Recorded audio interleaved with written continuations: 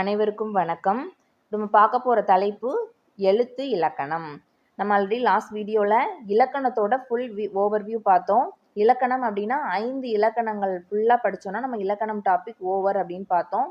அதில் முதல் இலக்கணமான எழுத்து இலக்கணம் பற்றி நம்ம பார்க்க போகிறோம். ஸோ எழுத்து இலக்கணம் இன்றைக்கி ஃபுல்லாகவே படிச்சிருவோம். மிச்சம் இருக்கிற 4 இலக்கணம் அடுத்து நெக்ஸ்ட் 4 டேஸில் முடித்து 5 நாளில் இலக்கணத்தை நம்ம கம்ப்ளீட் பண்ணணும். எழுத்து இலக்கணம் பார்க்கலாமா? ஃபஸ்ட்டு எழுத்து அப்படின்னா என்ன? ஸோ எழுத்து சொல் இது ரெண்டுக்கும் உங்களுக்கு வித்தியாசம் தெரியணும். எழுத்துன்றது ஒரே ஒரு லெட்டர், சொல் அப்படின்றது ஒரு வேர்டு, ஒரு வார்த்தை. சரியா? இப்போ நம்ம இந்த இலக்கணத்தில் ஃபுல்லாக படிக்க போகிறது ஒரு எழுத்தை பற்றி மட்டும்தான் படிக்க போகிறோம். ஓகேவா? ஒரே ஒரு எழுத்து அதை மட்டும் பார்க்க போகிறோம். எழுத்து அப்படின்றது ஒரு மொழிக்கு ஒளி வடிவம் வரி வடிவம் ரெண்டையுமே கொடுக்கும். ஒளி வடிவம்னா என்ன? ஒளி வடிவம் அப்படின்றது நம்ம உச்சரிக்கிறோம் இல்லையா? இப்போ வந்து கா ஞா அப்படின்னு சொல்கிறோம், ஆ ஆ அப்படி சொல்கிறோம். அப்போது நம்ம வாயால் உச்சரிக்கக்கூடிய எழுத்துக்கள் தான் வந்து ஒளி வடிவம். ரெண்டாவது வரி வடிவம். வரி வடிவம்னா நம்ம கையால் எழுதும் போது ஒரு வடிவம் கொடுக்குறோம் அந்த எழுத்துக்கு, அதுதான் வரி வடிவம். ஸோ ஒரு எழுத்து அப்படின்றது ஒளி வடிவம் வரி வடிவம் ரெண்டையுமே கொடுக்குது. எழுத்து இலக்கணம் நமக்கு ஆல்ரெடி ஓவர்வியூவில் பார்த்தோம். 2 வகைப்படும். ஃபர்ஸ்ட் ஒன் முதல் எழுத்து, ரெண்டாவது சார்பெழுத்து. ஃபஸ்ட்டு முதல் எழுத்தை பற்றி நிறையா இருக்குது. ஸோ ஒரு எழுத்துனா என்ன அப்படின்றது ஃபுல்லாக பார்ப்போம். அடுத்து சார்பெழுத்து பார்ப்போம். முதல் எழுத்து அப்படின்றது மொத்தம் முதல் எழுத்துக்களோட கவுண்ட் எவ்வளோ அப்படின்னா 30 எழுத்துக்கள் முதல் எழுத்துக்கள். அது என்ன 30 எழுத்துக்கள்? உயிரெழுத்துக்கள் 12 இருக்கா, மெய் எழுத்துக்கள் 18 இருக்கு. ஸோ இந்த 12 + 18 மொத்தம் 30 எழுத்துக்கள் இருக்கு. இது 30 தான் முதல் எழுத்துக்கள். ஓகேவா? இதை எதுக்கு நம்ம முதல் எழுத்துக்கள்னு சொல்றோம் அப்படின்னா, இந்த எழுத்துக்கள் வந்து வேற எந்த எழுத்துக்களையும் டிபெண்ட் பண்ணி இருக்காது. இப்போ எக்ஸாம்பிளுக்கு கா எடுத்துக்கோங்களேன். கா அப்படின்றது இக்கு கூட்டல் ஆ சேர்ந்தது தான் நமக்கு கா. அது உயிர்மை எழுத்து. சரியா? அதுதான் வந்து நமக்கு சார்பு எழுத்துல வரும். இப்போ அப்போ 2 எழுத்தை டிபெண்ட் பண்ணி தான் ஒரு எழுத்து உருவாகுது. ஆனா உயிரெழுத்து அ ஆ இ ஈயும் மெய்யெழுத்துக்களான இக்கு இங்கும் எந்த எழுத்தையும் டிபெண்ட் பண்ணாது. இது தனித்து இயங்கும். அதனால தான் இதை முதல் எழுத்துக்கள் அப்படின்னு சொல்றோம். இப்போ இந்த எழுத்துக்கள் ஒன்னொன்னும் ஒரு ஸ்டேஜும் பார்ப்போம். ஃபர்ஸ்ட் ஒரு எழுத்துக்களோட பிறப்பிடம். பிறப்பிடம் அப்படின்னா இப்போ இதில் பார்க்க போகிறது எல்லாமே நம்ம இந்த 30 எழுத்துக்களை பற்றி மட்டும்தான் பார்ப்போம். ஏன்னா முதல் எழுத்துக்கள்ன்ற டாபிக் தான் எடுத்திருக்கோம். கழுத்தை இடமாக கொண்டு பிறக்கும் எழுத்துக்கள். அடுத்து மூக்கு, மார்பு, தலை. இதை வந்து சிம்பிளாக ஒரு கோடு வேர்டு மாதிரி நம்ம யூஸ் பண்ணிக்கணும். கழுத்து அப்படின்றது எங்கே இருக்குது? இடையில இருக்குது. ஸோ அப்போ இடையின எழுத்துக்கள் எல்லாமே கழுத்தை மையமாக கொண்டு பிறக்கும். அடுத்து நம்மளோட உயிர் எதில் இருக்குது? கழுத்தில் இருக்குது. அப்போ உயிரெழுத்துக்கள் 12 எழுத்துக்களும் கழுத்தை இடமாக கொண்டு பிறக்கும். அவ்வளோதான். இடையின எழுத்துக்கள், உயிரெழுத்துக்கள் கழுத்தை இடமாக கொண்டு பிறக்கும். அடுத்து மூக்கு. மூக்கு நமக்கு எப்படி இருக்கும்? ரொம்ப மென்மையாக இருக்கும். இப்போ மெல்லின எழுத்துக்கள் எல்லாமே மூக்கை இடமாக கொண்டு பிறக்கும். ஞன நமன. சரியா? அடுத்து மார்பு. மார்பு நமக்கு எப்படி இருக்கணும்? நல்லா வன்மையாக இருக்கணும், திண்ணமாக இருக்கணும் அப்படின்னு சொல்லுவோம். அப்போது நீ வந்து நம்ம என்ன சொல்லுவோம்னா ரொம்ப ஸ்ட்ராங்காக வச்சுக்கோ, எதுலேயும் சீக்கிரம் உடஞ்சி போய் அழுதுறாத அப்படி சொல்லுவோம். அப்போது வன்மையான எழுத்துக்கள், வல்லின எழுத்துக்கள் எல்லாமே மார்பை இடமாக கொண்டு பிறக்கும். கசட தவற. தலை அப்படின்றது ஆயுத எழுத்து. ஸோ ஆயுத எழுத்து ஒன்று மட்டும் தலையை இடமாக கொண்டு பிறக்கும். இப்போ பாருங்க, இந்த 30 எழுத்துக்களுமே இதுக்குள்ள வந்துருச்சு. ஓகேவா? ஸோ இடையினம்னா கழுத்து, உயிர்னா கழுத்து, மென்மைனா மூக்கு, வல்லினம்னா மார்பு, அடுத்து வந்து ஆயுத எழுத்து வந்து தலை. அவ்வளோதான். இப்போ எழுத்துக்களின் பிறப்பிடம் ஓவரா. நெக்ஸ்ட் இதை வந்து நீங்கள் ஒரு நோட்ஸ் எடுக்கும்போது ஒரு சின்னது கழுத்துனா உயிர், இடையினம் அப்படின்னு அழகாக ஒரு ஷார்ட் நோட்ஸ் மாதிரி எடுங்க. வளவலன்னு நம்ம ஒன்றும் இது வந்து 5 மார்க் கொஸ்டின் எழுத போகிறதில்ல. நமக்கு தேவையானது 1 words. So 1 word point of வியூலையும் நம்ம நோட்ஸ் எடுக்கணும். அடுத்து எழுத்துக்களோட மாத்திரைகள். மாத்திரையோட கவுண்ட் அப்படின்னு பார்க்கும்போது நமக்கு பேசிக்காக நம்ம படித்தது அரை மாத்திரை, 1 மாத்திரை, 2 மாத்திரை. சரியா? அரை மாத்திரைனா என்னது? நம்ம வந்து மெய்யெழுத்துக்கு அரை மாத்திரை கொடுப்போம், உயிரெழுத்துக்கு குறில் எழுத்துக்கு 1 மாத்திரை, நெடில் எழுத்துக்கு 2 மாத்திரை கொடுப்போம். இது போக நமக்கு எழுத்துக்களின் மாத்திரையில சார்பெழுத்துக்களை பற்றியும் கேட்பாங்க. சார்பெழுத்துக்களோட மாத்திரைகள் அதையும் சேர்த்து நான் உங்களுக்கு இதில் கொடுத்துருக்கேன். இதை வந்து நீங்கள் ஜஸ்ட் இதை எழுதி வச்சுக்கோங்க. அடுத்து பின்னாடி நம்ம சார்பெழுத்துக்கள் லாஸ்ட்டாக படிப்போமா, முதல் எழுத்துக்கள் முடிஞ்சு அப்போது இது இன்னும் கொஞ்சம் டீப்பாக அந்த மாத்திரையோட அளவு எப்படின்னு உங்களுக்கு புரியும். 2 மாத்திரை வரைக்கும் தான் நமக்கு தெரியும். 2 மாத்திரைக்கு மேல இருந்துச்சுன்னா அது அளபடை. நமக்கு வந்து சார்பெழுத்துக்கள்ல உயிரளபடை, ஒற்றளபடைன்னு 2 அளபடை வரும். அந்த அளபடைகள் எல்லாமே 2 மாத்திரைக்கு மேல வரும் 1 லெட்டருக்கு. அதுக்கப்புறம் நெடில் எழுத்து 2 மாத்திரை, அடுத்து ஐ, ஔ இது 2மே 2 மாத்திரை வரும். 1½ மாத்திரை அப்படின்னு வரும்போது ஐகார குறுக்கம், ஔகார குறுக்கம் இது 2மே சார்பெழுத்துக்களோட ஒரு வகைகள். இந்த 2லயுமே 1½ மாத்திரை அளவு வரும். அடுத்து 1 மாத்திரை நமக்கு தெரியும் குறில். அடுத்து ஐகார குறுக்கம். என்ன நீங்க ஐகார குறுக்கம் 1½ மாத்திரையிலையும் கொடுத்துருந்தீங்களே அப்படின்னா, ஐகார குறுக்கம் வந்து எந்த இடத்துல வருது அப்படின்றத பொறுத்து 1 மாத்திரையாவும் 1½ மாத்திரையாவும் அளவு மாறி மாறி ஒலிக்கும். ஸோ அது என்னன்றது நம்ம சார்பெழுத்துக்கள்ல பார்த்துடலாம். அடுத்து அரை மாத்திரை அப்படின்றது நமக்கு மெய்யெழுத்துக்கள் வந்து அரை மாத்திரை தெரியும். அடுத்து சார்பெழுத்துக்கள் குற்றியலிகரம், குற்றியலுகரம். அடுத்து ஆயுத எழுத்து வந்து அரை மாத்திரை.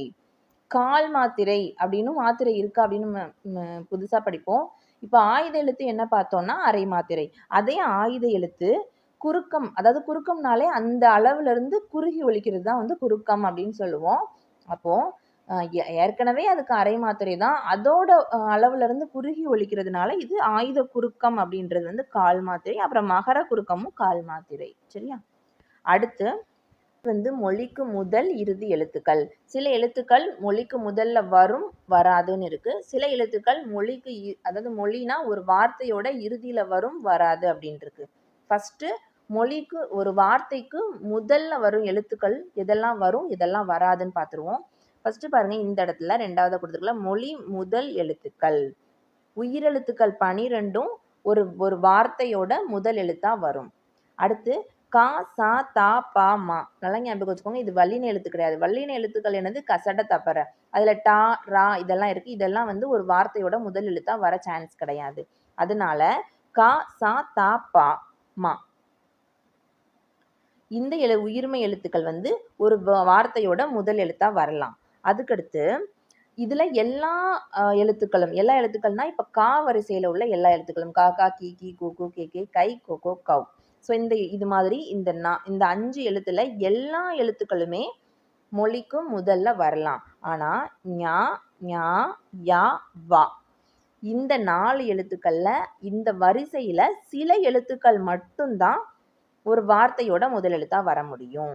அடுத்து இந்த ஞா வரிசையிலையும் யா வரிசையிலையும் மட்டும் ஃபுல்லா கொடுத்துருக்காங்க எந்த எழுத்துக்கள் வரும் அப்படின்னு. ஏன்னா இதை வந்து நம்மளோட எக்ஸாம்ல கேட்டிருக்காங்க. எப்படின்னா ஞா, ஞா, ஞே, ஞோ இந்த எழுத்துக்கள், இந்த 4 எழுத்துக்களும் மொழிக்கு முதல்ல வரும் இல்ல வராது அப்படின்ற மாதிரி நம்ம கேட்டிருப்பாங்க. ஸோ இதுல எந்த எழுத்துக்கள் வரும் அப்படின்றதும், யா வரிசையில எந்த எழுத்துக்கள் ஒரு வார்த்தைக்கு முதல்ல வரும் அப்படின்றதும் நம்ம பார்த்து வச்சுக்கணும். சரியா? அடுத்து இந்த ஒரு வார்த்தைக்கு முதல்ல வராத எழுத்துக்கள், ஒரு வார்த்தையோட ஃபர்ஸ்ட் லெட்டரா வராத எழுத்துக்கள் கீழே கொடுத்துருக்காங்க. மெய்யெழுத்துக்கள் 18, ஆயுத எழுத்து. இது 2மே ஒரு வார்த்தையோட ஃபர்ஸ்ட் லெட்டரா வர முடியுமா? வர முடியாது. ஸோ ஒரு மெய்யெழுத்தை வச்சு நம்ம ஒரு வார்த்தை உருவாக்க முடியாது. அப்போ மெய்யெழுத்துக்கள் 18மே ஒரு வார்த்தையோட முதல்ல வராது. ஆயுத எழுத்து ஒரு வார்த்தையோட முதல்ல வராது. எப்பவுமே ஆயுத எழுத்து வந்து முதல்லையும் வராது, கடைசியிலையும் வராது. ஓகேவா? நடுவுல மட்டும்தான் வரும்.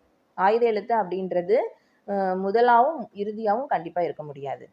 அடுத்து ஞா, ஞா, யா, வா ஆகியவற்றில் சில எழுத்துக்கள் அப்படின்னா அந்த வரிசையில சில எழுத்துக்கள் வந்து மொழிக்கு முதல்ல வராது. நம்ம ஆல்ரெடி இங்க படிச்சோம்ல, சில எழுத்துக்கள் மொழிக்கு முதல்ல வரும்னு படிச்சோம். அதே மாதிரி சில எழுத்துக்கள் வராது. சரியா? இப்போ முதல்ல வர எழுத்துக்கள் படிச்சிட்டோமா? அடுத்து இறுதியில வர எழுத்துக்களை பார்க்கலாம். ஃபர்ஸ்ட் இறுதியா எந்தெந்த எழுத்துலாம் வராதுன்னு பார்க்கும்போது ஆயுத எழுத்து வராது, நமக்கு தெரியும். ஓகேவா? அடுத்து இக்கு, இங்கு, ஞா, இக்கு, இச்சு, இங்கு, இட்டு, இத்து, இப்பு, இர். ஸோ கசட தப்பற அடுத்து ஒரு இங்கு சேர்த்திருக்காங்க. இந்த 7 மெய்யெழுத்துக்களும் மொழியோட இறுதியா வராது. சரியா? ஸோ வல்லின எழுத்துக்களை ஞாபகம் வச்சுக்கோங்க. அதோட சேர்த்து ஞா அந்த இங்கு. அதுக்கப்புறம் ஞா, கா, ரா உயிர்மை வரிசை வராது. ஸோ இதுல எந்த உயிர்மை வரிசைனா இப்ப ஞா, ஞா, ஞி அந்த வரிசை, கா, கா, கி, கி, ரா, ரா, ரீ, ரீ இதுல எதுவுமே வந்து மொழிக்கு இறுதியில வந்து முடியாது. அதுக்கப்புறம் மொழிக்கு இறுதியில எந்த எழுத்துக்கள்லாம் வரும் அப்படின்னா உயிரெழுத்து 12ம் மெய்யுடன் உயிர்மையாக வரும். உயிரெழுத்துக்கள் தனித்து லாஸ்டா வர முடியாது. ஆனால் இந்த எழுத்துக்கள் உயிர்மெய்யோட சேர்ந்து இப்போ இக்கு சாரி ஆ வராது, ஆனால் இக்கு ப்ளஸ் ஆ காவா வரலாம். அப்படின்ற மாதிரி மொழி இறுதி எழுத்துக்கள்ல உயிரெழுத்து 12ம் மெய்யுடன் உயிர்மெய்யாக மட்டும்தான் வரும். ஓகே, உயிர்மெய் எழுத்தாக வரும். அடுத்து ஞா நா நா மா ரா லா லா. ஸோ இந்த எழுத்துக்கள் ஞன நம்மன சாரி ஞன நம்மளால ஞா வராது, ஞா தான் நம்ம இங்கே சொல்லிட்டோம் இல்லையா. ஆகிய 11 இந்த எழுத்துக்கள் அப்படின்னு ஞாபகம் வச்சுக்கோங்க. இந்த 11 மெய்யெழுத்துக்களும் மொழியோட இறுதியில வரும். சரியா? ஸோ இந்த 11 மெய்யெழுத்துக்கள். அப்போ இறுதியில என்ன எழுத்துக்கள்லாம் வரும்னா ஒரு 11 மெய்யெழுத்துக்கள் இருக்கு. அப்புறம் உயிரெழுத்துக்கள் உயிர்மெய்யா எழுத்துக்களா மொழிக்கு இறுதியில் வரும். ஸோ இதுதான் மொழிக்கு முதல் இறுதி எழுத்துக்கள். அடுத்து மயங்கொலி எழுத்துக்கள். மயங்கொலி எழுத்துக்கள்னு பார்க்கும்போது நான் ஆல்ரெடி சொன்னேன் ஒவ்வொரு வீடியோலே ஒரே உச்சரிப்பாக நம்ம சொல்லுவோம். நம்ம பேசும்போது அந்த எழுத்துக்கள் எல்லாமே ஒரே உச்சரிப்பாக இருக்கும், ஆனால் வேற வேற வரி வடிவமாக இருக்கும். பாருங்க, நா நா நா, லா லா லா, ரா ரா. இந்த 8 எழுத்துக்களும் தான் மயங்கொலி எழுத்துக்கள்னு சொல்லுவோம். மோஸ்ட்லி நமக்கு இதில் என்ன கொஸ்டின் கேட்பாங்கன்னா மயங்கொலி எழுத்துக்கள் எத்தனைன்னு கேட்பாங்க. 8 எழுத்துக்கள். சரியா? அடுத்து இந்த மாதிரியான கொஸ்டின்ஸ் நமக்கு நிறையா கேட்பாங்க. பனி பனி, சொந்த பனினா குளிர்ச்சி, வேலை, விலை விலை விலை அப்படின்றது பொருளோட மதிப்பு, உண்டாக்கு அதாவது விளைவித்தல். அப்புறம் விலைனா விரும்பு, விருப்பம்.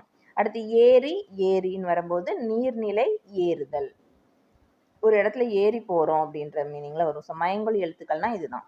அடுத்து சுட்டெழுத்துக்கள். சுட்டெழுத்துக்கள்னா ஆ இ உ. ஒருத்தரை சுட்டி காட்டுறோம், அந்த பையன், இந்த பையனா, உன்னுடையது அப்படின்னு ஒரு திங்ஸையோ ஒரு ஆளையோ சுட்டி காட்டுறோம் இல்லையா, அதுதான் சுட்டெழுத்துக்கள். ஆ இ உ. சுட்டெழுத்துக்கள் மொத்தம் எத்தனைனா 3. இதுல அகச்சுட்டு புறச்சுட்டு அப்படின்னு இருக்கு. அகச்சுட்டு அப்படின்றது அந்த ஆ இ உ அப்படின்ற அந்த 3 எழுத்தை நம்ம அந்த வார்த்தையிலிருந்து எடுத்துட்டோம்னா அதுக்கு ஒரு மீனிங் இருக்காது. இப்போ பாருங்க, அவன் இவன் உவன் கொடுத்துருக்காங்க. அதில் ஆ இ எடுத்துனா வன் வன் வன் இருக்கு. இது ஒரு பொருள் தராது. ஆனால் புறச்சுட்டு அப்படின்னு பார்க்கும்போது அந்த ஆ இ உ அப்படின்ற 3 எழுத்தை எடுத்துட்டோம்னா மிச்சம் இருக்கிற வார்த்தையை வச்சு நம்ம மிச்சம் இருக்கிற எழுத்தை வச்சு ஒரு வார்த்தையை நம்ம பொருள் கொடுப்போம். பாருங்க, அப்பெண், இப்பையன், இந்நூல். இதில் ஆ எடுத்துட்டேன்னா பெண், பையன், நூல் அப்படின்றது ஒரு அர்த்தத்தை கொடுக்குது. அதனால இது புறச்சொட்டு. அருகில், அதாவது அருகில் சுட்டுவது, அண்மையில் சுட்டுவது அகசுட்டு. புறச்சுட்டு அப்படின்றது தொலைவில் இருக்கிறது புறச்சுட்டு, செய்மையில் அப்படின்னு சொல்லுவோம். இதில் நம்ம தெரிஞ்சுக்க வேண்டியது எது புறச்சுட்டு அகச்சுட்டுன்னு தெரிஞ்சுக்கணும். மொத்த எழுத்துக்கள் 3, அவ்வளவுதான். அடுத்து வினா எழுத்துக்கள். வினா எழுத்துக்கள்லையும் சொல்லில் முதலில் இறுதியில், அப்புறம் முதல்லையும் இறுதியிலையும் சேர்த்து. இப்போ எங்கு, என்ன, யாருக்கு, யார். அப்ப ஏ யா இந்த 2 எழுத்துக்களும் ஒரு வினா எழுத்தோட முதல்ல வரும். கரெக்டா? அடுத்து சொல்லோட இறுதியிலன்னு பார்க்கும்போது ஆ ஓ, அவனா, அவனோ. ஸோ அப்போ ஆ ஓ இந்த 2 எழுத்துக்களும் ஒரு வினா எழுத்து முதல்ல வராது, இறுதியில மட்டும்தான் வரும். சரியா? அடுத்து சொல்லோட இறுதியிலும் முதல்ல எது வரும்னா ஏ அப்படின்ற எழுத்து. ஏன்னா ஏன் அப்படின்னு வரும்போது முதல்ல வருது. நீதானே அப்படின்னு ஏ லாஸ்ட் முடியுது. அப்போ ஏ அப்படின்ற எழுத்து ஒரு சொல்லோட முதலிலும் இறுதியிலும் வினா எழுத்தாக நமக்கு வரும். இதான் வினா எழுத்துக்கள். ஸோ இப்போ நம்ம என்ன படிச்சிருக்கோம்னா முதல் எழுத்தோட ஓவரா முதல் எழுத்துக்கள், அதாவது உயிரெழுத்துக்கள், மெய் எழுத்துக்கள், இது 2 பத்தியுமே எங்க உருவாகுது, அதோட மாத்திரை என்ன, வினா எழுத்துக்கள்னா என்ன, மயங்கொலி எழுத்துக்கள்னா என்ன அப்படின்னு எல்லாத்தையுமே நம்ம பார்த்துருக்கோம். ஸோ முதல் எழுத்துக்கள் ஒரு ஃபுல் ஓவர்வியூ நம்ம முடிச்சிட்டோம். 2வது இந்த எழுத்து இலக்கணத்தோட இன்னொரு வகையான சார்பெழுத்துக்கள் பார்த்துருவோமா? இது ரொம்ப ஒரு பெரிய டாபிக். நான் உங்களுக்கு சிம்பிளா ஒரு டேபிளர் காலத்துல இதுனா இப்படிதான் அப்படின்னு கொண்டு வந்திருக்கேன், பார்த்துக்கலாம். சார்பெழுத்துக்கள் அப்படின்றது முதல் எழுத்துக்களை சார்ந்து வரும் எழுத்துக்கள் தான் சார்பெழுத்துக்கள். ஸோ அப்போ சார்பெழுத்துக்கள்னா உயிர்மை எழுத்துக்கள் மாதிரி. சரியா? ஃபர்ஸ்ட் இதோட 10 வகைகள்ல முதல் வகை உயிர்மை. முதல்ல 10 வகைகள் என்னன்னு தெரிஞ்சுக்கோங்க. உயிர்மை, ஆயுதம், உயிரளபடை, ஒற்றளபடை, அடுத்து குற்றிய லிகரம், குற்றிய லுகரம், ஐகார குறுக்கம், ஔகார குறுக்கம், மகர குறுக்கம், ஆயுத குறுக்கம், அவ்வளவுதான். சரியா? ஸோ இப்போ இதை 10 பத்தியும் நம்ம பார்த்துருவோம். ஃபர்ஸ்ட் உயிர்மைனா என்ன? மெய்யெழுத்து ப்ளஸ் உயிரெழுத்து ரெண்டும் சேர்ந்தது தான் ஒரு உயிர்மெய் எழுத்து. இப்போ டோட்டலாக எத்தனை 216 எழுத்து, அவ்வளோதான். அடுத்து ஆயுத எழுத்துனா என்ன? ஆயுத எழுத்து அப்படின்றது நமக்கு ஏற்கனவே மொழி முதல் இறுதியில பார்த்தோம். இந்த எழுத்துக்கள் வந்து மொழிக்கு முதல்லையும் வராது, இறுதியிலையும் வராது.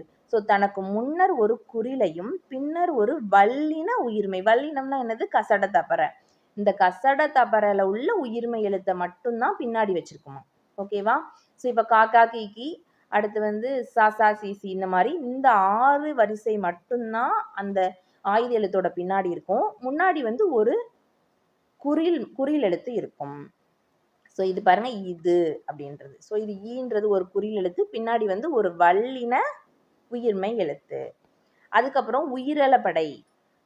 அளபடை அப்படின்னாலே தன்னோட அளவிலிருந்து மாத்திரையிலிருந்து நீண்டு ஒலிக்கிறது தான் அளபடை. அதெல்லாம் நம்ம மாத்திரை படிக்கும்போது நான் சொன்னேன்னா இதுல வரும்னு. ஸோ நம்மளோட நார்மலா இப்போ ஒரு எழுத்துக்கு நெடில் எழுத்துனா 2 மாத்திரை தான்.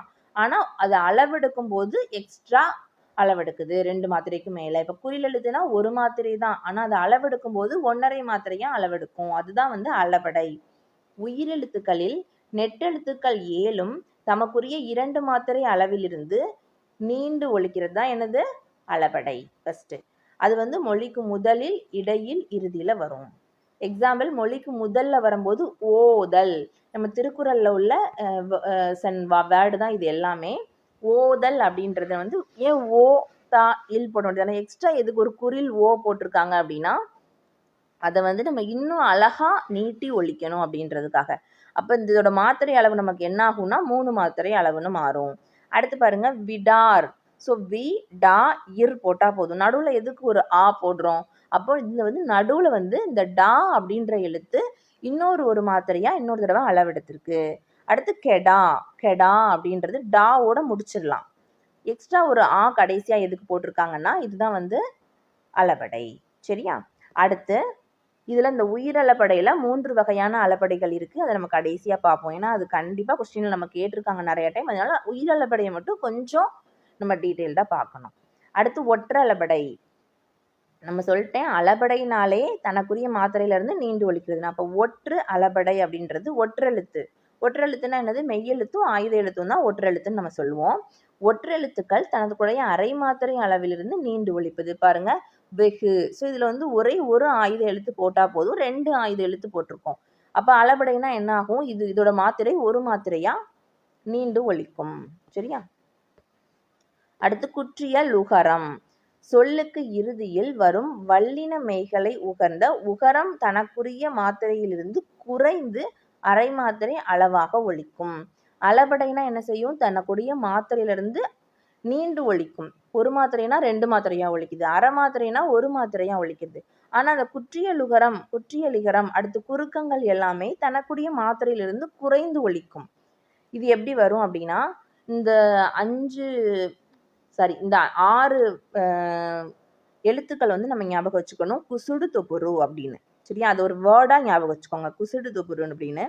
ஸோ இந்த 6 எழுத்துக்களும் தான் அந்த வார்த்தையோட கடைசியில வரும். அப்படி வந்துச்சுன்னா அதுதான் குற்றிய லுகரம். பாருங்க, பாகு, பஞ்சு, பட்டு, அஃது, மார்பு, கயிறு, இது எல்லாமே வந்து குற்றிய லுகர வார்த்தைகள். சரியா? இதுலயும் வந்து இப்போ இந்த கு, சு, டு, து, பு, ரு 6 இருக்கு இல்லையா? இது 6 யூஸ் பண்ணி நமக்கு வந்து 6 வகையான குற்றிய லுகரங்கள் இருக்கு. இதை பத்தியும் நம்ம கடைசியா எக்ஸ்பிளைன் பண்ணியே ஆகணும். ஏன்னா இதை பத்தியும் நமக்கு கொஸ்டின் கேட்டிருக்காங்க. அடுத்து குற்றிய லிகரம். குற்றிய லிகரம் அப்படின்றது வந்து குற்றிய லுகர சொற்கள் இருக்கு இல்லையா? இந்த சொற்கள் நிலைமொழியாக இருக்கு. இது வந்து ஒரு சேர்த்தெழுதுக மாதிரி இருக்கும். நிலைமொழி அப்படின்றது சேர்த்தெழுதுகளை அந்த கூட்டலுக்கு முன்னாடி உள்ள வேர்டு தான் வந்து நிலைமொழி. நம்ம பிளஸுக்கு பின்னாடி உள்ள வார்த்தை இருக்கு இல்லையா? அது வருமொழின்னு சொல்லுவோம். அப்போ நிலைமொழியாக குற்றிய லுகர சொற்கள் இருக்கும். வருமொழியாக யகரம் வந்தால் அது குற்றிய லுகரத்தில் உகரம் வந்து இகரமாக தெரியும். ஸோ குற்றிய லுகரம் அப்படின்றது லிகரமாக தெரியும். எக்ஸாம்பிள் பாருங்க, நாகு யாது. ஸோ இங்க என்ன வந்திருக்கு? யகரம் வந்திருக்கு. கூல நமக்கு குற்றிய லுகர சொல் கூ வந்திருக்கு. ஸோ அப்போ கூ வந்து எப்படி மாறுது? கீயா மாறுது. அப்போ வந்து ஊ ஈயா சேஞ்ச் ஆகுது. அதுதான் குற்றிய லிகரம். அடுத்து இந்த 2 வார்த்தை மட்டும் ஞாபகம் வச்சுக்கோங்க. கேள்மியா, நாகு, யாது. சரியா? அடுத்து ஐகார குறுக்கம்.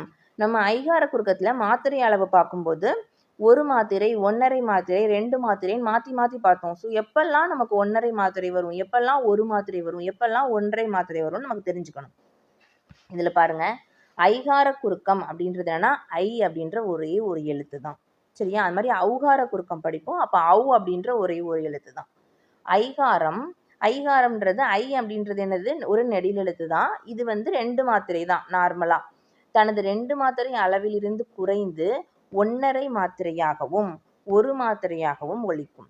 எப்போ அப்படின்னா மொழிக்கு முதல்ல வரும்போது 1½ மாத்திரையா வருமா. இப்ப 5 வருதா, 5ல ஐ அப்படின்றது 2 மாத்திரை கரெக்டா. ஆனா 5 வரும்போது இது மொழிக்கு முதல்ல வந்திருக்கு, அது வந்து 1½ மாத்திரை. இங்க சொல்லும் போது நமக்கு 1½ மாத்திரை அளவு தான் சொல்லணும்.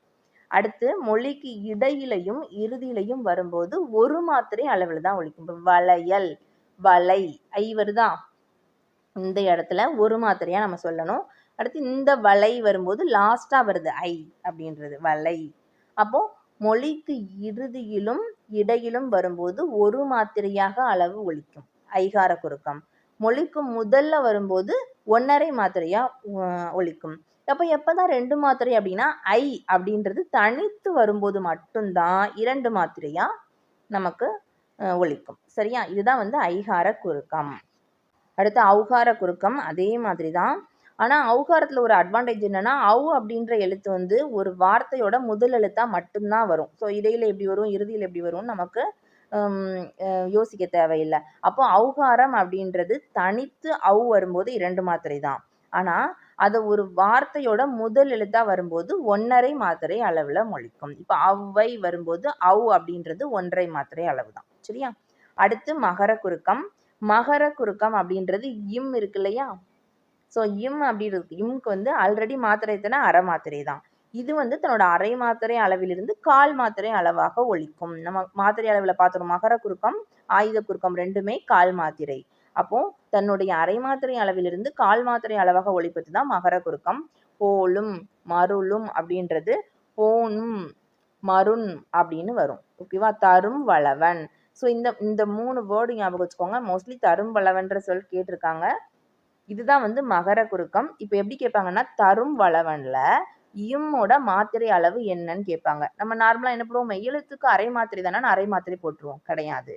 ஸோ இது வந்து மகர குறுக்கம். அதனால 1/4 மாத்திரை அளவுல தான் ஒலிக்கும். அதே மாதிரி ஆயுத எழுத்து தனக்குரிய அரை மாத்திரை அளவிலிருந்து 1/4 மாத்திரையாக ஒலிப்பது தான் ஆயுத குறுக்கம். கல் தீதுல இப்போ கா தீது இப்படிதான் நம்ம சேர்த்து எழுதும் போது கல் தீது முள் தீது எழுதுவோம். இதுல ஆயுத எழுத்தோட மாத்திரையின் அளவுன்னு கேட்டாங்கன்னா நமக்கு இது ஆயுத குறுக்கம். அதனால 1/4 மாத்திரை அளவில் தான் ஒலிக்கும். இந்த எடுத்துக்காட்டு வந்து இங்கே எழுதி வச்சுக்கோங்க. மோஸ்ட்லி இந்த எடுத்துக்காட்டு தான் நமக்கு வந்து கேட்குறாங்களே. அடுத்து நான் சொன்னேன்னா உயிரளப்படையில் 3 அளபடை பற்றி நமக்கு கொஸ்டின் கேட்குறாங்க. செய்யுளிசை அளபடை, இன்னிசை அளபடை, சொல்லிசை அளபடை. ஒன்றுமே கிடையாது. செய்யுளில் ஓசை குறையும் போது அதனை நிறைவு செய்ய அளவெடுத்துச்சுன்னா அதுதான் செய்யுளிசை அளபடை. செய்யுள்னா என்னது, நம்மளோட பாட்டு படிப்போம் இல்லையா, தமிழில் செய்யுள் நிறையா இருக்கும். இப்போ திருக்குறள், கலைஞத்து பரணி, இந்த மாதிரி நிறைய செய்யுள் இருக்கும்போது அதில் ஒரு வார்த்தையில் அதோட ஓசை வந்து குறையிற மாதிரி இருக்குது. அப்போ அளபடைனாலே வந்து நீண்டு ஒலிக்கிறதுன்னு தானே சொன்னேன் நான். அப்போ அந்த இடத்துல தான் தேவைப்படுற இடத்துல நம்ம ஃபில் பண்ணுறோம் அப்படின்னா அது வந்து செய்யுளிசை அளபடை. கடா, படா அப்படின்றது. அடுத்து இன்னிசை அளபடைனா அந்த வார்த்தையிலே இருக்கா, அதாவது அதில் குறையெல்லாம் இல்லை, நீட்டாக தான் இருக்குது. ஆனால் அது வந்து இனிமையான ஓசைக்காக நம்ம அளவெடுக்கிறோம். சரியா? அதுதான் வந்து இன்னிசை அளபடை. கெடுப்பதும் எடுப்பதும், கெடுப்பதும் கெட்டாருக்கு சார்வாய் மற்றாங்க, எடுப்பதும் எல்லாம் தலைன்னு ஒரு திருக்குறள் இருக்கா. அந்த ஒரு திருக்குறள் தான் மோஸ்ட்லி நமக்கு இன்னிசை அளபடைக்கு கொடுக்குறாங்க. நிறைய டைம் கொடுக்கும்போது அந்த ஒரு திருக்குறள் தான் கொடுத்துருக்காங்க. இன்னிசை அளபடையினாலே கெடுப்பதும் எடுப்பதும். அடுத்து சொல்லிசை அளபடை. சொல்லிசை அளபடைனா செய்யுளில் ஓசை குறையாத போதும் வினைச்சொல் பெயர் சொல்லை வினைச்சொல்லாக மாற்றுவதற்காக அளவெடுக்கிறோம். ஸோ ஃபர்ஸ்ட் என்னது, செய்யுளில் ஓசை குறையும் போது அளவெடுப்பது செய்யுளிசை. இனிய ஓசைக்காக அளவெடுப்பது இன்னிசை. செய்யுள்ள ஓசையும் குறையலை, எனக்கு இனிய ஓசையும் வேண்டாம், ஆனால் பெயர் சொல்ல வினைச்சொல்லா மாற்றணும்னு நான் நினைக்கிறேன், அதுக்காக அளவெடுத்தோம் அப்படின்னா அதுதான் சொல்லிசை. சரியா? இதுக்கும் இந்த குடியி குடியி தழுவி இந்த 2 வார்த்தைகள் ஞாபகம் வச்சுக்கோங்க. சரியா? அடுத்து இப்போ நம்ம என்ன பார்த்துட்டோம்? உயிரெழுப்படையில உள்ள 3 வகைகள் பார்த்துட்டோம். இன்னொன்று நான் சொன்னேன், குற்றியலுகரத்தில் 6 இருக்கு. அந்த 6ஐயும் பார்க்கணும்னு சொன்னேன்னா அதுதான். நெடில் தொடர், ஆயுத தொடர், உயிர் தொடர், வன் தொடர், மென் தொடர், இடைத்தொடர். இதில் லாஸ்ட் 3மே உங்களுக்கு ஈஸியாக வன், மென், இடை தெரிஞ்சிருக்கும். ஸோ வன் அப்படின்னா வல்லின எழுத்துக்கள், மென்னுனா மெல்லின எழுத்துக்கள், இடைனா இடையின எழுத்துக்கள். அவ்வளோதான். ஸோ கடைசியாக எப்படி முடியணும் குற்றியலுகரத்துக்கு? கு சு டு தூ பூ ரு, குசுடு தூப்புருன்னு படிக்க சொன்னேன். இதில் முதல் எழுத்து இருக்கு இல்லையா, அது வந்து வல்லின எழுத்துக்கள். முதல் எழுத்துக்கள்ல இந்த நடுவில் வரும் இல்லையா, இந்த மெய்யெழுத்து இக்கு, இச்சு, இட்டு, இத்து, பு, ர், இது வந்து வல்லின எழுத்துக்களாக இருக்கும். அதாவது அந்த குற்றியலுகரம் எழுத்து இருக்கு இல்லையா, கடைசி எழுத்து, அதுக்கு முன்னாடி உள்ள எழுத்து வல்லின எழுத்தா இருந்தா வன் தொடர். இப்ப இதுல பாருங்க, கூக்கு முன்னாடி என்ன இருக்கு? ஞா, ஞா, இன்னு, இந்து, ம், இன்னு. இது எல்லாமே என்ன எழுத்துக்கள்? மெல்லின எழுத்துக்கள். அது மாதிரி இடையின எழுத்துல யா, ரா, லா, வா, லா, லா, இல்லு. ஓகேவா? ஸோ அதில் மெய் எழுத்துக்கெல்லாம் நம்ம சேஞ்ச் பண்ணிடுறோம். இது மாதிரி வன் தொடர், மென் தொடர், இடைத்தொடர் உங்களுக்கு ரொம்ப ஈஸி. இந்த மாதிரி இருந்ததுன்னா இது இந்த குற்றியலுகரம் அப்படின்னு எழுதிடலாம். முன்னாடி 3 இருக்கா? நெடில் அப்படின்னா முதல் எழுத்து நெடில் எழுத்தா வரும். அவ்வளோதாங்க. பாகு. ஸோ நமக்கு வந்து கடைசி என்ன இருக்கணும்? குசுடு தூப்புருவில் அந்த ஒரு வார்த்தை, அந்த ஒரு லெட்டர் இருக்கணும். முன்னாடி எழுத்து ஃபர்ஸ்ட் எழுத்து நெடில் எழுத்தா இருக்கணும். அப்படி இருந்துச்சுன்னா நெடில் தொடர். ஆயுத தொடர் அப்படின்றது ஆயுத எழுத்து நடுவில் வரணும். சரியா? உயிர் தொடர் அப்படின்றது நடுவில் உள்ள எழுத்து உயிர் மெய் எழுத்தா வரணும். அவ்வளோதான். உயிர்னா உயிர்ல உயிர் மெய் எழுத்துக்கள். ஸோ இதுதான் வந்து உயிர் தொடர். அப்போ நெடில் தொடர், ஆயுத தொடர், உயிர், வன், மென், அடுத்து வந்து இடை. இதில் இன்னொன்று கண்டிப்பாக இது வந்து குற்றியலுகரம் தான் கண்டுபிடிக்கிறதுக்கு கடைசி எழுத்து குசுடு தூப்புருவில் இருக்கணும். அதுக்கு முன்னாடி உள்ள எழுத்தை வச்சு தான் இந்த 6 வகைகளையும் நம்ம சொல்கிறோம். ஓகேவா? ஸோ இப்போ இது எல்லாமே சேர்ந்து நம்ம இப்போ சார்பெழுத்துக்கள் பற்றி படிச்சிட்டோம். சார்பெழுத்துக்களோட 10 வகைகள். அந்த 10 வகையில் உயிரெழுபடை பற்றி தனியாக படித்தாச்சு, குற்றியலுகரம் பற்றி தனியாக படித்தது. ஏன்னா இந்த 2 பற்றி கொஸ்டின்ஸ் நிறையா கேட்டிருக்கிறதுனால அதுக்குள்ளே நம்ம இன்டீரியராக நிறையா படிச்சிருக்கோம். அதுக்கப்புறம் முதல் எழுத்துக்கள்னா அந்த எழுத்துக்கள் வினா எழுத்துக்கள்னா என்ன, சுற்றெழுத்துக்கள்னா என்ன, மயங்கொழி எழுத்துக்கள்னா என்ன, மொழிக்கு முதல்ல என்ன எழுத்து வரும் வராது, இறுதியில் என்ன எழுத்து வரும் வராது. இப்போ உங்களுக்கு எழுத்துக்களின் மாத்திரை வந்து எந்தெந்த எழுத்துக்கள் எவ்வளோ மாத்திரை எந்த டைமில் எப்படி அளவெடுக்குது இல்லை குறுகி ஒலிக்குது எல்லாமே கரெக்டாக தெரிஞ்சிருக்கும். அதுக்கப்புறம் வந்து எழுத்துக்களின் பிறப்பிடமும் நம்ம பார்த்துட்டோம். ஸோ இப்போ எழுத்து இலக்கணம் அப்படின்ற டாப்பிக்கில் எல்லாமே படித்தாச்சு. ஓகேவா? நெக்ஸ்ட்டு நாளைக்கு சொல் இலக்கணம் பார்க்கலாம். தேங்க்யூ.